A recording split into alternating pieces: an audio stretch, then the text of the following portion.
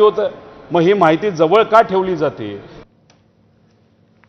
दरम्यान रोहित पवारांनी राजकारण करण्यापेक्षा योग्य ठिकाणी जाऊन पुरावे सादर करावेत असा सल्ला राष्ट्रवादीचे नेते अनिल पाटील यांनी दिला आहे।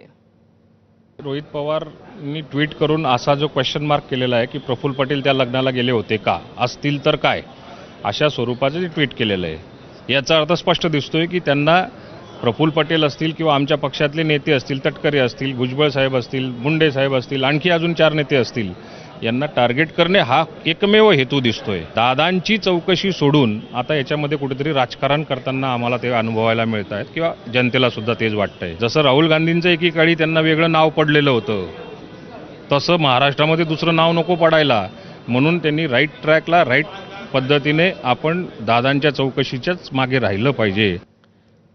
अजितदादांच्या विमान अपघातात पिंकी माली हिचा मृत्यू झाला, मात्र यानंतर VSR कंपनीनं कोणत्याही प्रकारची मदत या कुटुंबाला झाली नसल्याची तक्रार आमदार अमोल मिटकरींनी केली। तर